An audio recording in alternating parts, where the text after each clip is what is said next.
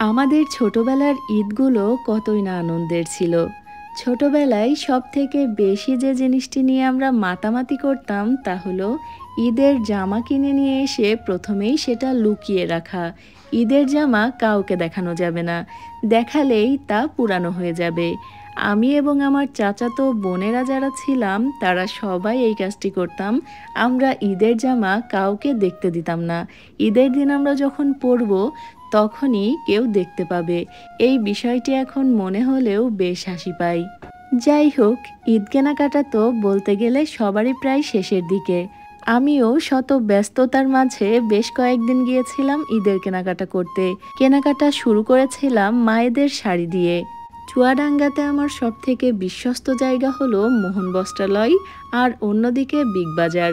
এটা কিন্তু promotional video নয়, আমার নিজের অভিজ্ঞতা শেয়ার করছি মাত্র। আমরা বেশ কয়েকটি শাড়ি দেখলাম এবং বিভিন্ন ধরনের শাড়ি দেখলাম, সবগুলোই প্রায় ভালো লাগছিল। মোহন বস্ত্রালয়ের সবথেকে বড় যে বিষয় সেটি হলো আপনি দোকানের জিনিস সব খুলে দেখার পরও যদি বলেন যে কিছুই নেব না, তাহলে তারা একটিও কথা বলে না। আর দ্বিতীয় যে বিষয়, সেই বিষয়টি হলো পণ্যের যে মূল্য লেখা থাকে তার থেকে আপনার কাছে একটি পয়সাও তারা কম নেবে না। আমরা মোটামুটি আমাদের মায়েদের জন্য দুটি শাড়ি পছন্দ করলাম এবং সেই শাড়ি দুটি নিয়ে নিলাম। এরপর চলে গেলাম আমার পছন্দের আরও একটি জায়গা, বিগ বাজারে। ঈদের সাজে জমকালো আলোয় সেজে উঠেছে বিগ বাজার। বিগ বাজারে প্রবেশ করেই চলে গেলাম বিগ বাজারের দ্বিতীয় তলাতে। এখানে একেবারে ছোট থেকে বৃদ্ধ বয়সের সকলের জন্য রয়েছে বিভিন্ন ধরনের পোশাক। একেবারে ঝামেলাহীন কেনাকাটার জন্য আমার কাছে এই জায়গাটিই বেস্ট মনে হয়। প্রথমেই আমাদের বাবুর জন্য এখান থেকে শার্ট এবং টি শার্ট দেখছিলাম। এরপরই আমার চোখ গেল ছোট বাচ্চা মেয়েদের পোশাকের দিকে। প্রতিটা ড্রেসই এত সুন্দর ছিল, মনে হচ্ছিল আমি নিজেই ছোট হয়ে যাই। বড়দের পোশাকও কম ছিল না, কিন্তু আমার চোখ যাচ্ছিল বারবার ছোটদের পোশাকের দিকে। আর চোখ যাওয়াটাই তো স্বাভাবিক, কারণ ছোটদের পোশাকগুলো এতটাই সুন্দর ছিল যে প্রতিটি পোশাকই ভীষণ ভালো লাগছিল। তবে দুঃখজনক হলো নিজের জন্য একটাও মিলাতে পারিনি। যাই হোক, বিগ বাজারে এসে আমি সবসময় যে জায়গাটিতে আসি সেটি হলো এই জায়গাটি। এখান থেকে আমি হিজাব পিন নিই। এখানে অনেক সুন্দর সুন্দর হিজাব পিনের কালেকশন থাকে। তবে এবার যেয়ে দেখলাম সেভাবে হিজাব পিন নেই বললেই চলে।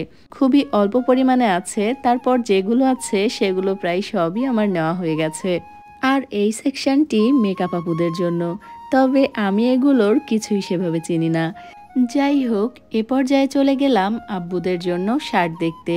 এখানে প্রচুর পরিমাণ শার্ট এবং পাঞ্জাবির কালেকশনও রয়েছে। আব্বুদের জন্য শার্ট নেওয়ার পর আমরা চলে গিয়েছিলাম বিগ বাজারের তৃতীয় তলায়। যদিও সেখানে আমাদের সেভাবে কোনো কাজ ছিল না, তারপরও তৃতীয় তলাতে গেলে মনটা বেশ ভালো হয়ে যায়, কারণ সেখানে আছে অসংখ্য ফুল। মনে হয় যেন ফুলের বাগানে চলে এসেছি। সবই কিন্তু আর্টিফিশিয়াল ফুল। ফুল দেখতে আমার সবসময়ই ভীষণ ভালো লাগে। আর যে বাবুই পাখির বাসা দেখার জন্য আমরা এ গ্রাম সে গ্রাম ঘুরে বেড়ালাম, এখানে রয়েছে সেই বাবুই পাখির বাসা, তবে এটা কিন্তু আর্টিফিশিয়াল। তৃতীয় তলাতে বেশ কিছুক্ষণ ছিলাম এবং সবকিছু ঘুরে ঘুরে দেখছিলাম। তৃতীয় তলাতে নতুন করে দুই ধরনের জিনিস আনা হয়েছে। একটি হলো মাটির জিনিস, অন্যটি হলো গিফট আইটেম। মাটির জিনিস এর আগেও এসে এখানে দেখেছি, তবে তখন কম ছিল। এখন বেশ অনেক কিছুই নতুন করে নিয়ে আসা হয়েছে। আর এই যে জায়গাটি, এই জায়গাটি নতুন করে সাজানো হয়েছে। এখানে অসংখ্য শোপিস রয়েছে, যেগুলো প্রত্যেকটি দেখতে বেশ ভালো লাগছিল। চলুন আপনাদেরকে শোপিসগুলো কাছ থেকে দেখানোর চেষ্টা করি। তিনতলা থেকে এ পর্যায়ে আমরা চলে এসেছি একতলাতে। এখানে রয়েছে অসংখ্য আতরের কালেকশন। এখান থেকে আব্বুদের জন্য নিলাম আতর। এবার বিল দেওয়ার পালা। ভাবলাম বিগ বাজারের এই ভাইয়াটিকে ভাইরাল করে দিই। তারপর আবার ভাবলাম না থাক, ভাইরাল করে দিলে পরে এই ভাইয়াটিরই সমস্যা হতে পারে। যাই হোক, মজা করলাম, বিষয়টি আপনারাও মজা হিসেবেই নিয়েন। বিল দেওয়া শেষে আমরা চলে গিয়েছিলাম বড় বাজারে। সেখান থেকে আমাদের জুতা নেওয়ার ছিল।